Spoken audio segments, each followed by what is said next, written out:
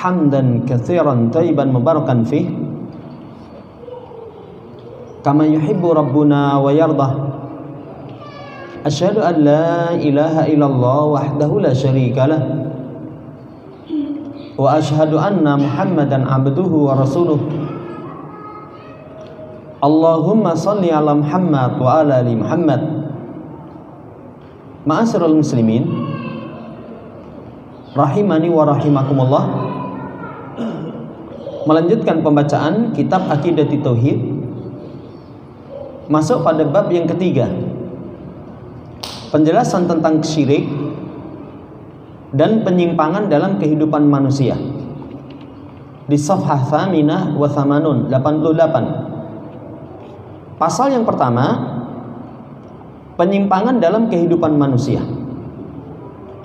Berkata Syekh Shalih Fauzan hafizahullah taala, khalaqallahul khalqa li ibadatihi wa haya alahum ma yu'inuhum 'alaiha min rizqih.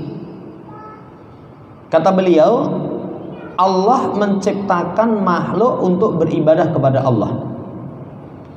Kemudian Allah sediakan, Allah persiapkan apa yang membantu mereka untuk ibadah berkaitan dengan masalah rizki. Dibawakan surat Ad-Dariyat 56 sampai 58. Kata Allah, wa ma khalaqtul jinna wal insa illa liya'budun. Ma uridu minhum miriskin wa ma uridu ayut'imun innallaha war-razzaq dzul quwwatil matin.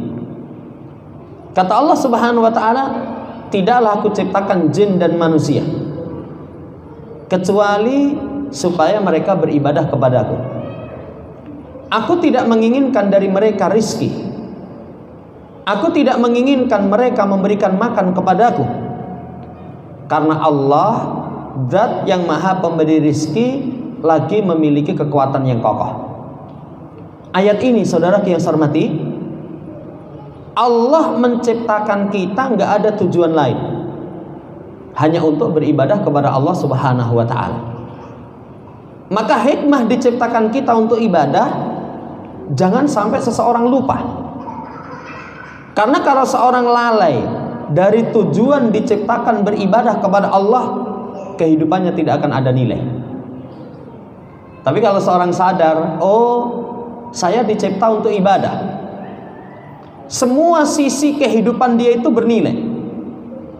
Karena kalau orang hidupnya untuk ibadah, seiring tarikan nafas, di situ ada kebaikan. Bangun tidur, doa. Masuk kamar mandi, doa. Keluar ambil wudhu, pahala. Sholat subuh, pahala. Zikir pagi. Seiring tarikan nafas, kalau seseorang sadar hidupnya itu untuk beribadah, makin nanti akan ada nilai kebaikan-kebaikan.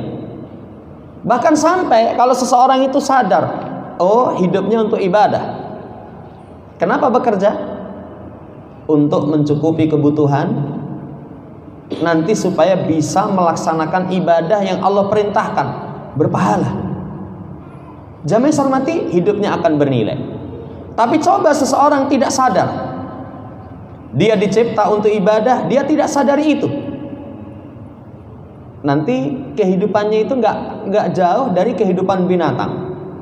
Bangun tidur, makan, habis makan kerja, pulang kerja lapar, makan lagi, habis makan kekenyangan, tidur, bangun tidur, makan lagi. Kisaran kehidupannya sama sekali tidak ada nilai.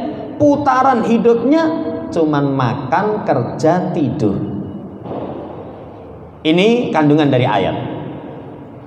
Kemudian Allah tidak meminta rizki, tidak minta untuk kita berikan makan, karena Allah Zat yang maha pemberi rizki, lagi memiliki kekuatan yang kokoh, menunjukkan kepada kita ibadah itu kebutuhan kita.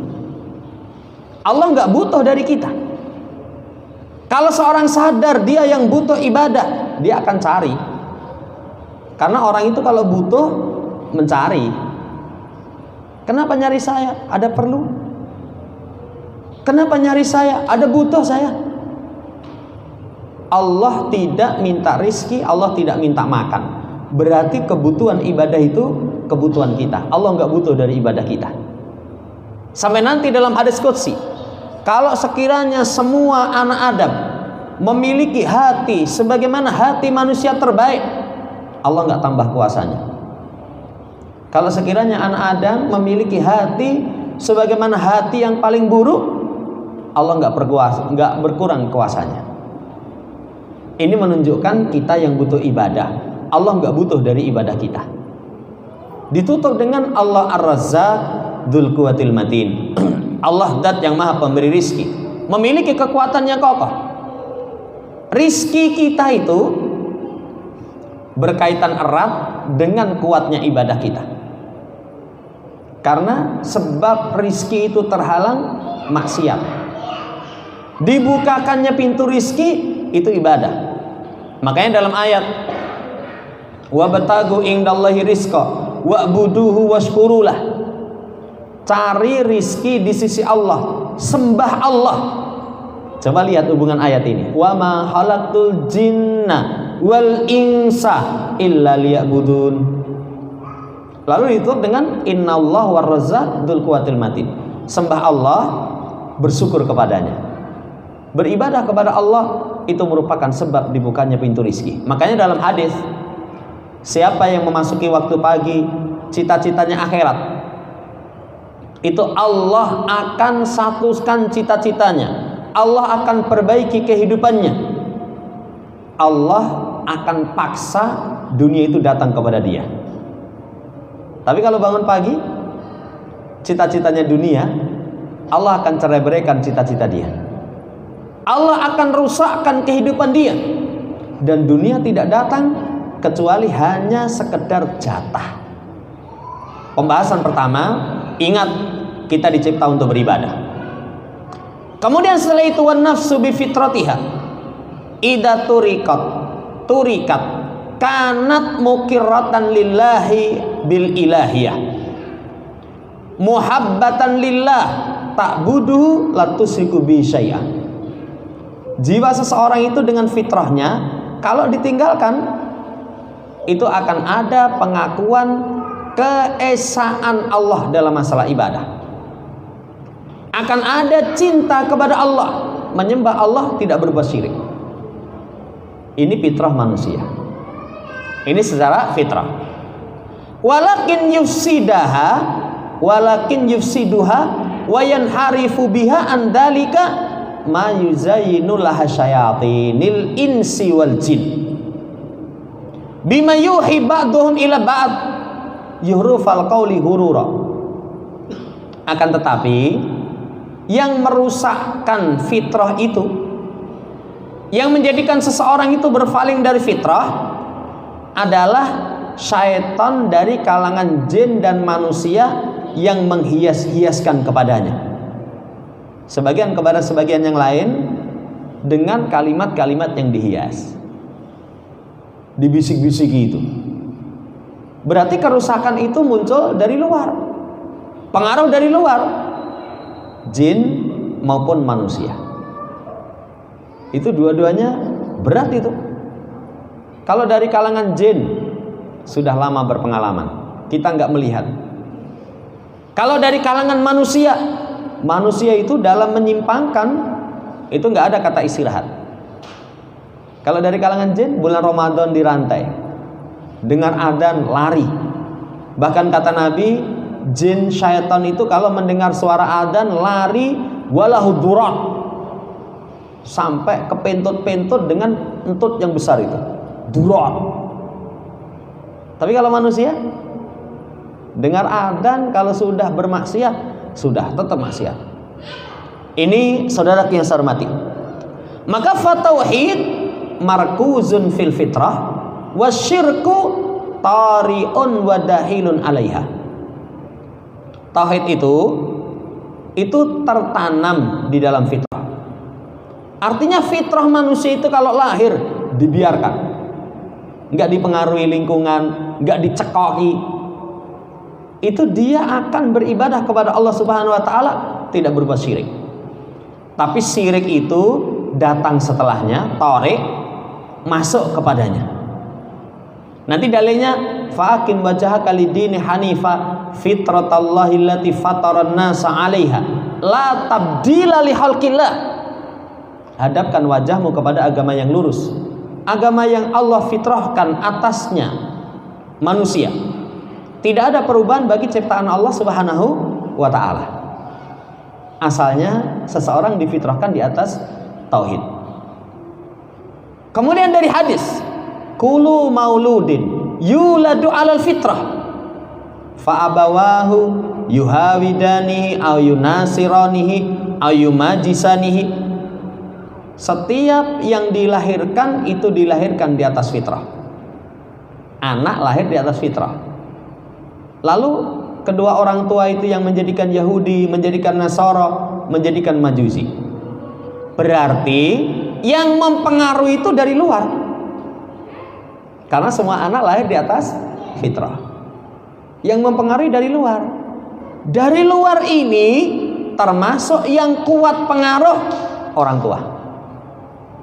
Makanya dalam agama kita ketika seseorang pengen memiliki keturunan yang soleh dan solihah, dipersiapkan orang tuanya. Kalau laki milih perempuan, kata Nabi, fatfar bidatid-din, pilih yang punya agama. Karena orang tua itu sangat besar pengaruhnya. Apalagi ibu. Ibu itu kata para ulama, madrasatul ula li abnaihinna. Ummahat itu madrasah pertama bagi anak-anaknya. Itu sangat kuat pengaruhnya seorang ibu. Kalau bapak kadang pagi keluar cari nafkah, anak belum bangun, pulang larut malam, anak sudah tidur. Tapi ibu 24 jam membersamai anak. Ini saudaraku yang saya hormati sangat kuat. Bapak juga begitu. Makanya kalau pengen memiliki anak yang soleh dan solihah, solehkan dulu orang tua. Solehkan dulu orang tua. Kalau akidah anak itu pengen baik, perbaiki dulu akidah orang tua. Walaupun seringnya sekolah anak banyak, sekolah orang tua sepi itu. Ada dari sebagian guru ngerintis sekolah orang tua, kok sepinya nyet ya? Sekolah anak rame. Padahal pengaruh orang tua itu luar biasa. Luar biasa. Sering dibahas gimana cara mendapatkan anak yang soleh. Jarang itu ada pembahasan gimana caranya menjadi orang tua yang soleh dan solihah. Padahal pengaruh yang merusak fitrah anak atau memperbaiki anak kedua orang tua. Makanya lihat kisah Nabiullah Musa. Ketika beliau belajar kepada Khidir, melewati sebuah rumah yang yuridu ayan qadda, hampir roboh. Kata Khidir, ayo Musa kita tegakkan rumah ini. Begitu ditegakkan, sudah dikasih tahu jangan tanya. Kata Musa, kenapa kamu nggak minta upah? Kenapa kamu nggak minta upah? Ya, sudah dikasih tahu jangan tanya kok. Ini rumah anak yatim. Di dalamnya ada harta tinggalan kedua orang tuanya. Allah berkehendak menjaga harta itu, wa kana abuhuma sholiha. Karena kedua orang tuanya soleh, sampai meninggal anaknya terjaga itu. Pembahasan poinnya kedua, jamaah hormati, fitrah manusia itu asalnya di atas tauhid. Makanya orang itu kalau fitrahnya masih lurus, semua perkara tauhid, akidah tauhid itu pasti dia bisa terima. Tapi kalau sudah fitrahnya rusak, tauhid, sudah nggak diterima. Ya, wallahu ta'ala alam. Pembahasan ketiga, wad-dinul Islam kana alai Adam alaihissalam wa man jaa ba'dahu min dzurriyyatihi qurunan tawilatan. Agama Islam, agama fitrah ini, agama tauhid ini, itu agamanya Adam alaihissalam dan yang setelahnya dalam kurun yang panjang. Nanti akan diterangkan setelahnya itu asratu kurun, 10 kurun itu masih di atas agama tauhid. Kana nasu ummatan wahidah. Fa ba'atsallahu nabiyyina mubasysyirin wa mundhirin. Manusia itu umat yang satu. Allah utus para nabi memberi kabar gembira, memberi peringatan. Ini mulai Adam itu sudah di atas agama tauhid sampai 10 kurun. Lah awal kesirikan penyimpangan akidah itu muncul fi qaumin Nuh, pada kaum Nabi Nuh alaihissalam. Makanya Rasul yang Allah utus pertama kali kepada manusia Nabi Nuh. Setelah hudus syirki fiha, munculnya kesirikan pada Nabi Nuh. Dan ini meluruskan, sebagian ulama mengatakan ketika ada nanti katanya para nabi itu pertama Adam, Idris, Nuh. Itu yang tepatnya dikuatkan oleh para ulama Adam, Nuh. Nanti tambah lagi nanti dalam hadis syafaatul udhma. Ya. Bukan Idris dulu. Dalil yang menguatkan inna auhayna ilaika kama auhayna ila Nuh wan nabiyina min ba'di. Sesungguhnya kami wahyukan kepadamu sebagaimana kami wahyukan kepada Nuh dan para nabi setelahnya. Wan nabiyina min ba'di, setelahnya. Berarti sebelum Nabi Nuh itu masih di atas agama tauhid. Belum ada penyimpangan kesyirikan. Iya. Sebagaimana kata Ibn Abbas, kana baina Adam dan Nuh alaihi wassalam asratu qurun. Jarak antara Adam dan Nuh alaihi wassalam itu 10 kurun, kulluhum alal Islam. Semua mereka di atas Islam. Islam dalam artian pentauhidan kepada Allah, meninggalkan syirik. Kan semua para nabi, para rasul agamanya Islam. Tapi kalau Islam dalam makna khusus adalah syariat yang dibawa oleh Nabi kita Muhammad sallallahu alaihi wasallam. 10 kurun di atas tauhid. Kata Imam Nuqayyim, ini pendapat yang benar. Ya, dan ini bacaannya Ubay bin Ka'ab dalam ayat Al-Baqarah, fahtalafu faba'atsallahu nabiyyin. Mereka berselisih, lalu Allah utus para nabi. Allah utus para nabi. Ya. Berarti diutusnya para nabi itu sababuha al-ihtilaf ala kanu alaihi minad dini sahih. Perselisihan atas agama yang benar. Sekarang coba dicek apa kesyirikan yang terjadi pada masa Nabi Nuh alaihissalam. Kesyirikannya ternyata penyembahan kepada orang soleh. Nanti silakan buka di surat Nuh. Kata Allah Subhanahu wa taala, wa qalu la tadarunna alihatakum wa la tadarunna wadda wa la suwa'a wa la yaghutsa wa ya'uqa wa nasra. Kaumnya itu mengatakan, jangan kalian tinggalkan Tuhan-Tuhan kalian. Jangan sekali-kali kalian tinggalkan wa, suwat, yaghut, ya'uqa wa nasra. Ini berhala. Yang berhala ini dikasih nama wat, suwa, yaghut, ya'uqa wa nasra. Itu diterangkan dalam hadis riwayat Imam Bukhari, asalnya mereka itu orang soleh. Orang soleh, kemudian meninggal. Yang meninggalkan itu diterangkan meninggalnya itu dalam satu waktu. Artinya nggak lama, ini meninggal, serang sebentar meninggal. Jamaah yang hormati, kalau orang kehilangan tokoh sedih. Kan tokoh itu kita cintai. Kan cinta itu kata Syekh Abdul Rahman As-Sa'idi biasanya 3. Orang tua masuk padanya tokoh, anak kasih sayang, manusia secara umum itu kemaslahatan. Biasanya orang kalau kehilangan 3 ini sedih. Orang tua masuk padanya tokoh, anak masuk padanya kasih sayang, orang-orang yang dikasihin dari yang lebih muda, yang ketiganya kehilangan orang yang memberikan kemaslahatan. Sedih.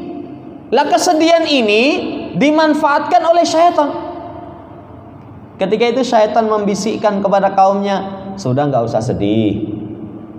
Ya, pasang saja gambar-gambar di tempat yang tokoh atau ulama itu biasa bermajelis. Lihat bahasanya. Syaitan dalam menyesatkan tadi dengan bahasa itu zuhrufal qauli ghurura.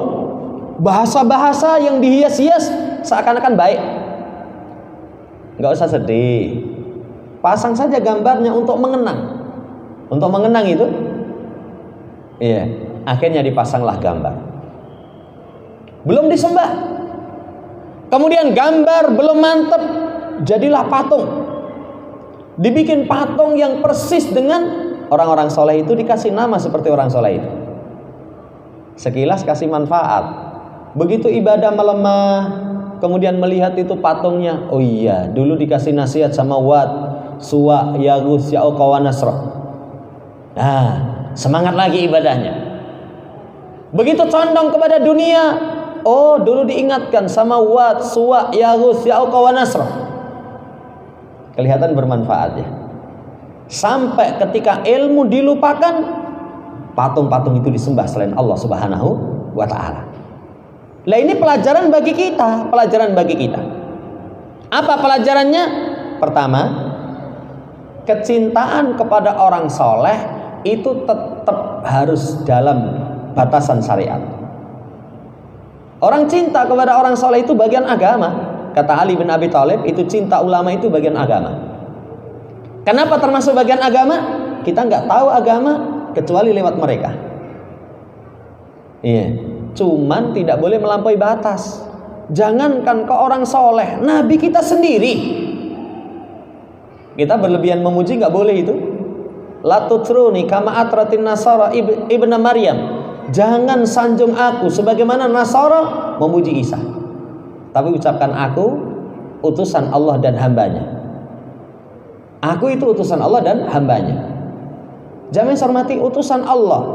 Berarti beliau punya hak. Perintahnya ditaati, larangannya ditinggalkan.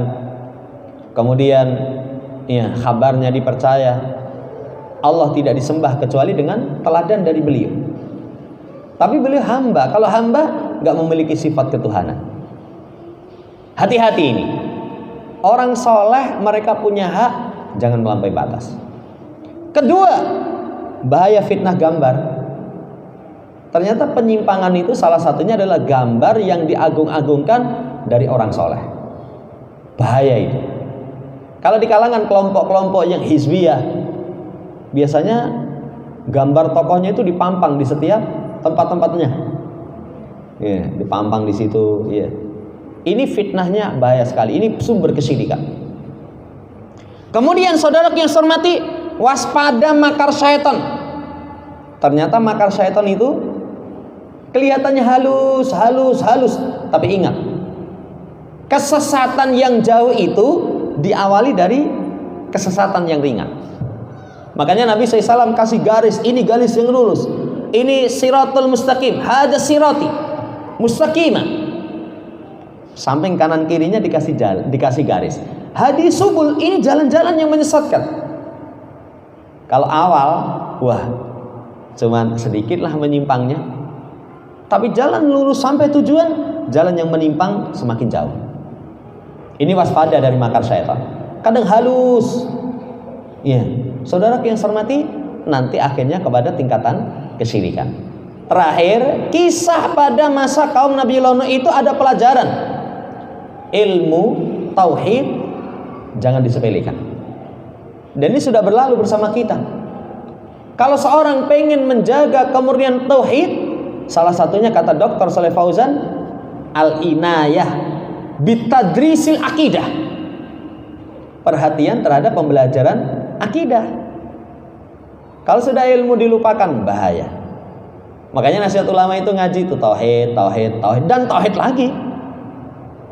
Nanti begitu, oh ini butuh pembelajaran fikih, kasih. Pembelajaran adab, iya. Sampai ulama itu sampaikan kalau tempat umum 3 ini jangan lepas. Tauhid, cara ibadah, fikih. Cara ibadah, akhlak. Tapi tauhid terus, tauhid. Bahkan terkadang semakin kita ulang, di situ ada faedah. Pengulangan masalah akidah itu kadang kemarin paham, tapi belum meresap dalam hati. Kenapa? Karena tidak mengalami permasalahan dengan nasihat dari akidah itu.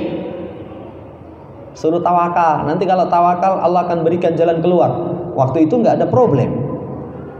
Akhirnya penerapannya ilmu sampai, penerapan belum sampai. Wah, pas diulang lagi, wah pembahasan tawakal. Kita sedang punya masalah. Oh iya ya. Ternyata kalau kita pasrahkan kepada Allah, tenang. Jamaah hormati, ini faedah tambahan dari kisah Nabi Nuh alaihissalam. Kemudian setelah itu, beliau kasih contoh berkaitan tentang kisah penyimpangan bangsa Arab. Kama kanatil Arab ba'da dzalika ala dini Ibrahim alaihissalam hatta jaa Amr bin Luhai al-Khuzai fa ghayyara dina Ibrahim. Arab ketika itu di masa semenjak Nabiullah Ibrahim alaihissalam itu di atas agama yang lurus. Sampai datang Amr bin Luhai al-Khuzai merubah agama Ibrahim, membawa berhala ke negeri Arab sampai ke negeri Hijaz dengan cara tertentu. Akhirnya ubidat min dunillah, disembah selain Allah Subhanahu wa taala. Tersebar kesyirikan di negeri yang disucikan ini dan sekitarnya. Ila ma ba'atsallahu nabiyahu Muhammadan khataman nabiyyin, sampai Allah utus nabinya Muhammad penutup para nabi yang mengajak kepada manusia supaya mentauhidkan Allah, mengikuti milah Ibrahim. Dan Nabi kita Muhammad itu nggak sembarangan itu. Beliau dalam beribadah menyeru kepada tauhid, dalam mengingatkan dari syirik totalitas.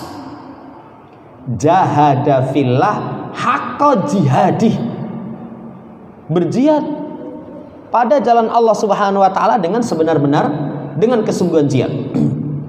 Hatta adat akidatu tauhid wa millatu Ibrahim, sampai berhasil kembali akidah tauhid milahnya Ibrahim. Kemudian beliau hancurkan berhala, kemudian Allah sempurnakan agama, Allah sempurnakan nikmat bagi alam semesta. Sampai pada masa Nabi SAW. Wasarat ala nahjil qurunul mufaddalah min sadri hadil ummah, dan berjalan di atas jalan beliau ini kurun yang utama. 3 kurun: sahabat, tabi'in, tabi'ut tabi'in. Itu masih terjaga dari generasi umat ini yang terdahulu. Walaupun sebagian ulama, penyimpangan misalkan mulai muncul orang Khawarij di masa Ali bin Abi Thalib sudah muncul. Penyimpangan misalkan di masa Ibnu Umar, fitnah Qadariyah sudah mulai muncul. Tapi di awal-awal masih terjaga, masih terjaga. Kemudian lihat apa sumber penyimpangan akidah di masa itu sampai sekarang. Ila anfasa jahlu fil qurunil mutaakhirah, tersebar kebodohan di kurun yang akhir.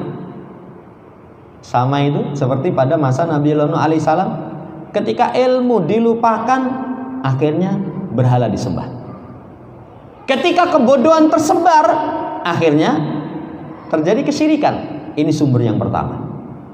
Berarti ilmu tentang tauhid terus di awal-awal sudah disampaikan inayah bitadrisil akidah, pembelajaran akidah, ada perhatian. Kemudian yang kedua, dahalah dahilu minad diyanatil ukhra, masuknya agama-agama luar di negeri kita. Kerusakan-kerusakan itu ternyata bukan dari Islam itu. Kepaten ada antara 7, 40, 100. Dari siapa itu? Itu yang pengalaman mantan Hindu, itu katanya dari mereka. Dari mereka. Ini yang kedua, masuknya dari luar. Makanya Islam itu melarang kita menyerupai satu kaum. Kalau itu khususnya ibadah mereka, jangan. Coba perayaan-perayaan yang lain, tahun baru, apa ada dalam Islam? Gak ada itu. Kenaikan Isra Mi'raj dari luar itu. Ini sumber penyimpangan dalam agama, itu agama yang masuk dari luar. Fa'ada syirku ila katsir min hadil ummah, akhirnya kesyirikan kembali kepada kebanyakan umat ini. Parahnya lagi, bisa babi du'atid dolalah. Ternyata pengerusakan kesyirikan itu ada dai-dai penyesat. Ada tukang kompornya itu. Jadi saya ngompori kesyirikan ada. Wah, kalau sudah gitu tambah berat lagi. Apalagi ditopang dengan kekuasaan, ditopang dengan kekuatan. Wah, mengerikan. Itu yang ketiga. Yang keempat, wa bisababil bina'i alal kubur. Dengan sebab kuburan-kuburan dibangun. Ternyata sumber kesyirikan itu juga pemuliaan kepada kuburan. Tadi terluput. Di masa Nabi Nuh, wa suwa yaghus ya'uqa wa nasra, disembah patung, pemuliaan kepada orang soleh. Terulang di masa Nabi. Kata Nabi, di masa Nabi itu ada penyembahan kepada Lata, Uzza, Manat. Lata itu kuburan orang soleh. Saudara yang saya hormati, di antara sebab sumber penyimpangan itu pembangunan kuburan-kuburan. Itu jarang itu kuburan gak dibangun. Walaupun alhamdulillah di akhir-akhir ini sudah ada rintisan makbaroh yang sesuai dengan syariat. Tapi coba kalau makbaroh yang lama, ya, tengok saja itu yang dekat rel itu. Apa ada yang gak dibangun? Jarang sekali itu. Padahal pembangunan seperti itu wasilah syirik. Apalagi yang dibangun itu kuburan orang soleh. Sudah. Kuburan orang soleh itu kadang demikian megah ya. Iya. Kalau yang saya pernah lihat di kiriman itu, kuburannya yang dianggap wali, yang dianggap ya habib atau apalah. Wah, megahnya luar biasa. Tapi ternyata kembali tadi, kenapa seseorang bisa termakan seperti itu? Sementara dalilnya jelas. Nabi itu larangan membangun kubur, larangan kasih lampu, larangan menghias-hias. Jelas itu, gamblang itu. Kok nekat? Bisikan-bisikan syaitan dengan kalimat ta'dimil auliya wassalihin, mengagungkan para wali orang soleh, menghormati alasannya. Dengan alasan waddi'aul mahabbati lahum, cinta. Alasan cinta. Akhirnya dibangun kuburan-kuburan itu. Dijadikan berhala yang disembah selain Allah. Diberikan bermacam qurbat. Doa, istighosah. Termasuk doa itu, karena kita nggak paham bahasa Arab ya. Dalam mereka ketika berdendang itu, madad ya Husain, madad ya madad Husain. Itu sama para ulama ada tokoh namanya siapa ini? Jufri itu siapa itu? Itu para ulama hukumi ini sudah musyrikin karena menyeru selain Allah Subhanahu wa taala. Di negeri kita ditokohkan itu. Kadang seseorang juga karena nggak paham bahasa Arab, madad itu apa? Minta dibentangkan ke lapangan rizki, ke lapangan dunia. Tapi yang diseru ya Husain, minta kepada selain Allah Subhanahu wa taala. Doa, istighosah. Kemudian sembelihan nadar kepada mereka. Dan kesyirikan ini mereka namai, wow, bukan syirik. Apa bahasanya? Tawasul dengan orang soleh. Ini wasilah. Kalau kamu minta langsung nggak mungkin sampai. Tapi lewat orang soleh ini Allah nanti akan beri. Dengan alasan menampakkan cinta kepada mereka, bukan menyembah mereka dengan anggapan. Lah mereka nggak paham. Coba lihat, kenapa di zaman dahulu orang nyembah Lata, Uzza, Manat.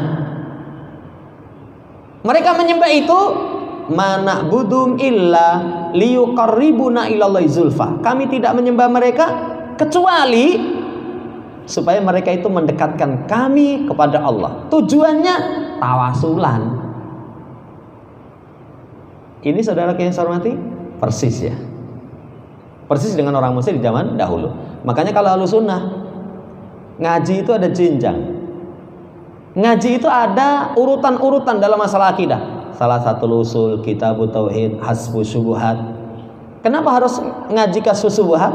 Supaya orang tahu subuhatnya orang musyrik. Kami agungkan kuburan karena kami cinta, karena kami ya menjadikan mereka itu wasilah kepada kami, kepada Allah. Nanti baca di kasus subuhan. Oh, alasan kamu itu sama persis dengan orang musyrik. Liyuqarribuna ilallahi zulfa sufa'auna indallah. Akhirnya paham. Jamaah hormati, dua contoh terjadi kesyirikan itu kalau mau disimpulkan, satu, kebodohan. Kedua, pengagungan kepada orang soleh. Ketiga, syayatinul ins wal jin, syaitan dari kalangan manusia. Di negeri kita, wah, sudah dai-dai yang menyeru kepada kuburiyun itu luar biasa. Yang diantaranya juga mengagungkan kubur secara berlebih. Kemudian pula sumber kesesatan akidah itu masuknya agama-agama luar ke dalam agama kita. Tapi di negeri kita juga ramai itu.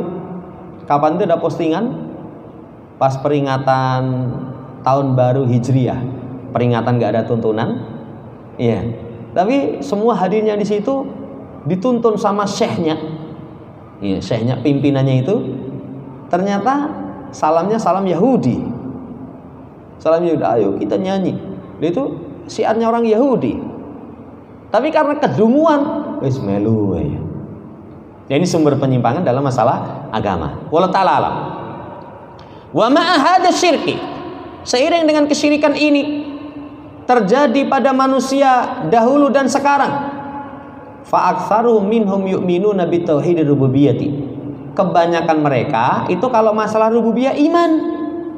Makanya mereka kalau ditegur, kamu jangan minta kepada kuburan, syirik. Enggak, syirik itu kalau ada keyakinan yang kasih rizki itu selain Allah. Wong ini yang kasih rizki Allah kok. Ini cuma wasilah.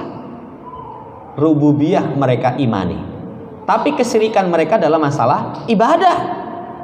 Wa may yu'minu aktsaruhum billah illa wa hum musyrikun. Tidaklah kebanyakan mereka beriman kepada Allah kecuali mereka syirik dalam masalah ibadah. Dan ini pertentangan Nabi dan kaumnya, itu syirik dalam masalah ibadah. Dalam masalah ibadah, di masa jahiliyah begitu. Sekarang fatal lagi.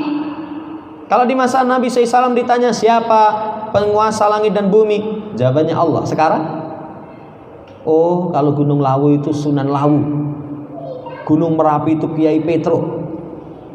Dinisbatkan kekuasaan kepada selain Allah Subhanahu wa ta'ala. Wallahu ta'ala alam. Dan tidak ada yang mengingkari adanya Rabb kecuali sedikit dari kalangan manusia. Fir'aun, kemudian orang-orang yang ilhad, kufur dari kalangan dahriyin, jadi menganggap semuanya itu hanya masa. Orang-orang komunis, tapi pengingkaran mereka karena sombong. Nah, sebenarnya mereka dalam batinnya meyakini. Jamaah hormati, akal mereka tahu semua makhluk itu mesti ada pencipta. Semua yang ada itu mesti ada yang mengadakan. Semua yang teratur rapi, ini la budalahu min mudabbir. Satu keharusan ada yang mengatur, yang zat yang maha bijaksana. Ya. Mereka ingkari itu karena memang faqidun li aklihi. Bahasa kita hilang akale, rawaras. Kedua sombong. Ya, kedua sombong. Yang ketiga memang sudah sengaja bodoh, nggak mau tahu. Itu disebabkan mereka mengingkari. Wallahu ta'ala alam, ini penjelasan dari beliau. Waspada. Jadi semua kita diciptakan untuk ibadah, fitrah kita di atas tauhid, maka waspadai penyimpangan dalam perkara akidah. Semoga Allah jaga diri kita, keluarga kita, masyarakat kita dari semua bentuk penyimpangan dalam perkara akidah sehingga kita selamat di dunia wal akhirah. Allahumma amin. Subhanakallahumma rabbana bihamdika asyhadu an la ilaha illa anta astaghfiruka wa atubu ilaik. Assalamualaikum warahmatullahi wabarakatuh.